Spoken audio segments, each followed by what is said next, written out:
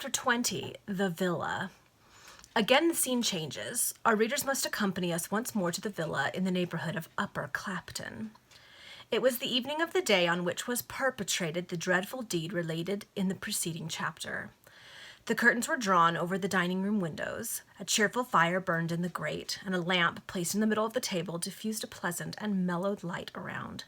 An air of comfort, almost amounting to luxury, pervaded that apartment, and its general temperature was the better appreciated as the wind whistled without and the rain pattered against the windows.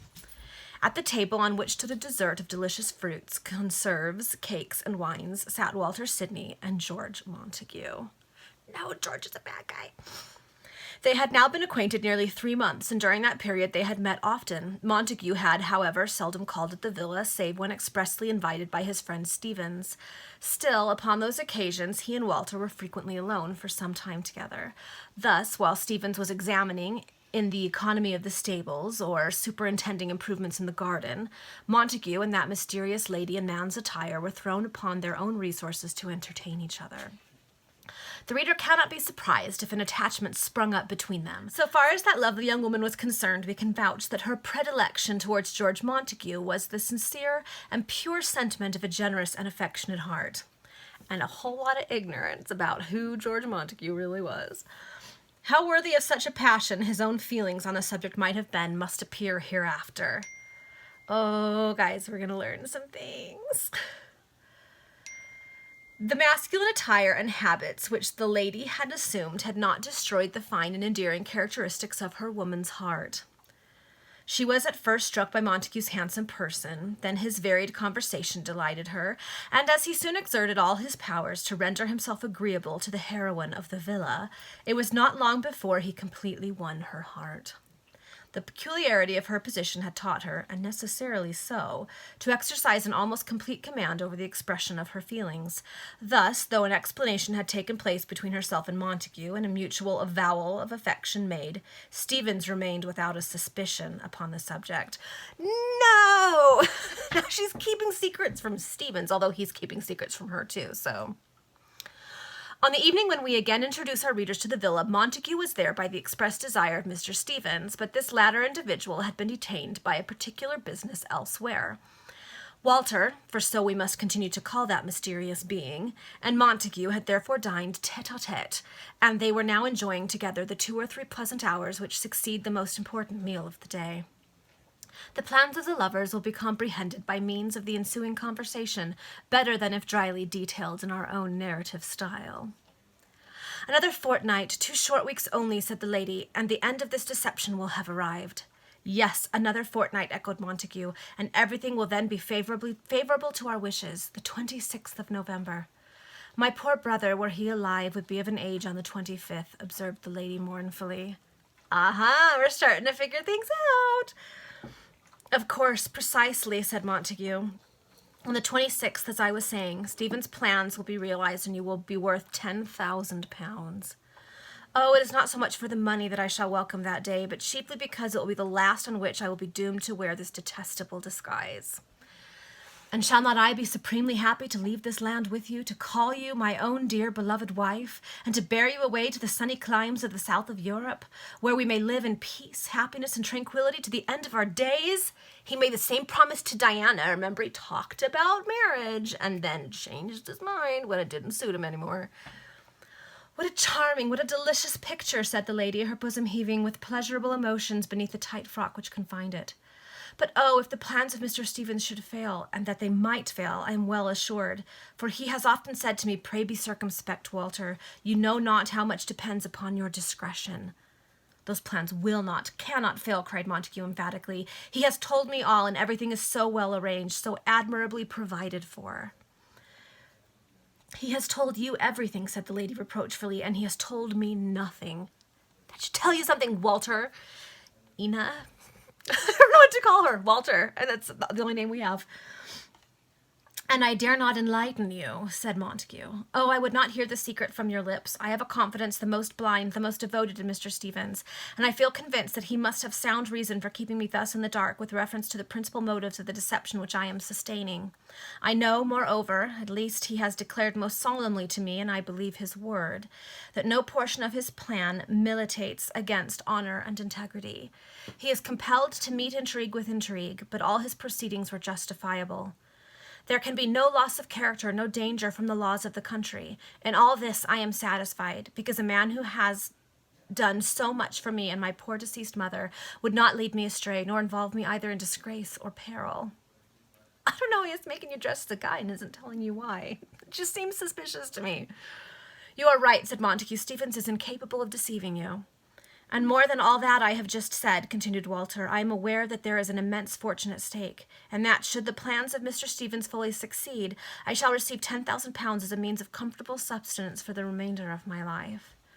And that sum, joined to what I possess and to what I shall have," added Montague, "will enable us to live in luxury in a foreign land. Oh, how happy shall I be when the time arrives for me to clasp you in my arms, to behold you attired in the garb which suits you, and which I never yet have seen you dressed, and to call you by the sacred and endearing name of wife. How beautiful must you appear in those garments which—" "Hush, George, no compliments," cried the lady with a smile and a blush. "Wait until you see me dressed as you desire, and perhaps then you may whisper to me the soft and delicious language of love." Could you imagine if I wrote books that way now? I'd get laughed at. I would laugh at me. Oh my goodness. But I love that they got away with it at this time. Just over the top flowery. I love it. The timepiece upon the mantel struck 11, and Montague rose to depart. It was an awful night. The violence of the wind had increased during the last hour, and the rain poured in torrents against the windows. Ooh, it sounds like the night of the chapter 1, huh? It was a dark and stormy night. "George, it is impossible that you can venture out in such weather as this," said the lady in a frank and ingenuous manner. "One would not allow a dog to pass the door on such a night. Fortunately, there is a spare room in my humble abode, and that chamber is at your service." Walter rang the bell and gave Louisa the necessary instructions. In another half-hour, Montague was conducted to the apartment provided for him, and Walter retired to the luxurious and elegant boudoir which we have before described. The satin curtains were drawn over the casement, against which the rain beat with increasing fury. A cheerful fire actually roared in the grate, and a thick carpet upon the floor, the inviting lounge chair close by the hearth, and the downy couch with its snow-white sheets and warm clothing, completed the air of comfort which prevailed in that delicious retreat. The vases of sweet flowers were no longer there, it was true, but a fragrant odor of bergamot and lavender filled the boudoir. Nothing could be more charming than this warm, perfumed, and voluptuous chamber, worthy of the lovely and mysterious being who seemed the presiding divinity of that Elysian bower. Walter threw herself into the easy-chair and dismissed her attendant, saying, "You may retire, Louisa. I will undress myself without your aid tonight, for as yet I do not feel inclined to sleep. I shall sit here before this cheerful fire and indulge in the luxury of hopes and future prospects ere I retire to rest." Louisa withdrew, and Walter then plunged into a delicious reverie.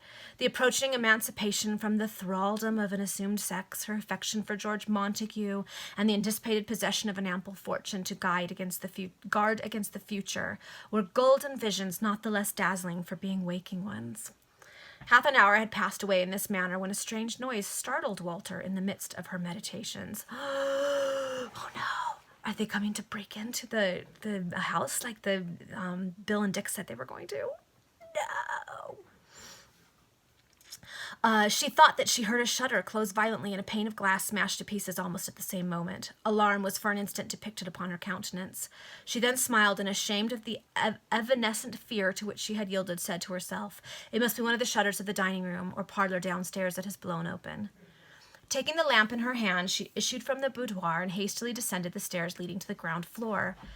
In her way thither, she could hear, even amidst the howling of the wind, the loud barking of the dogs in the rear of the villa.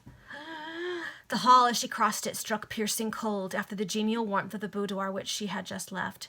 She cautiously entered the parlor on the left hand of the front door. All was safe. Having satisfied herself that the shutters in that apartment were securely closed and fastened, she proceeded to the dining-room. She opened the door and was about to cross the threshold when, at that moment, the lamp was dashed from her hand by someone inside the room, and she herself was instantly seized by two powerful arms and dragged into the apartment. A piercing cry issued from her lips, and then a coarse and hard hand was pressed violently on her mouth. Further utterance was thus stopped. "Here, Bill, Dick," said a gruff voice. "Give me a knife. I must settle this feller's hash, or I'm blessed if he won't alarm the house." "No!" "No more blood, no more blood," returned another voice hastily and with an accent of horror. "I had enough of that this morning." Oh, it's got to be Bill, 'cause remember he killed his wife that morning. "Gag him and tie him up in a heap." "Do for him," cried a third voice. "Don't be such a cursed fool, such a cursed coward, Bill. Hold your jaw, will you, and give me a knife, Dick," said the first speaker, who was no other than Tom the cracksman. "The fellow struggles furiously, and I've got hold on him by the throat." Scarcely had these words issued from the lips of the burglar when the door was thrown open, and Montague entered the room. Come on, Montague. Be someone who does good things. He held a lamp in one hand and a pistol in the other, and it was easy to perceive that he had been alarmed in the midst of his repose, for he had nothing on save his trousers and his shirt. On the sudden appearance of an individual thus armed, Tom the cracksman exclaimed, "At him! Down with him! We must make a fight of it." The light of the lamp, which Montague held in his hand, streamed full upon the countenance and person of Walter Sidney, who was struggling violently in the suffocating grasp of the cracksman. "Hell and furies," said Dick Flarer, dropping his lantern and a bunch of skeleton keys upon the floor, while his face was suddenly distorted with an expression of indescribable horror. "'Cause he recognizes him." Then, in obedience to the natural impulse of his alarm, he rushed toward the window, the shutters and casement of which had been forced open, and leapt through it and disappeared amidst the darkness of the night. Astonished by this strange event, Bill Bolter instantly turned his eyes from Montague, whom he was at that moment about to attack, towards the cracksman and Walter Sidney. The color fled from the murderer's cheeks as if a sudden spell had fallen upon him. His teeth chattered, his knees trembled, and he leaned against the table for support.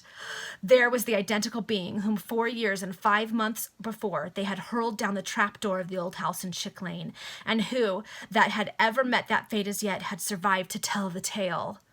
For an instant the entire frame of the murderer was convulsed with alarm. The apparition before him, the vision of his assassinated wife, and the reminiscences of other deeds of the darkest dye came upon him with the force of a whirlwind. For an instant, we say, was he convulsed with alarm. In another moment he yielded to his fears, and profiting by his companion's example, disappeared like an arrow through the window. Amongst persons engaged in criminal pursuits, a panic terror is very catching.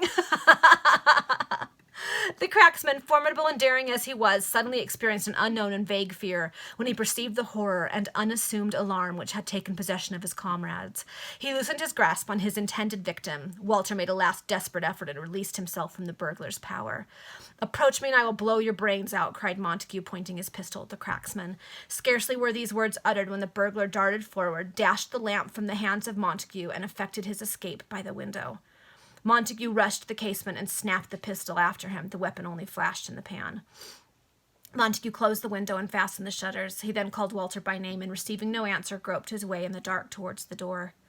His feet encountered an obstacle upon the carpet. He stooped down and felt with his hands. Walter Sidney had fainted.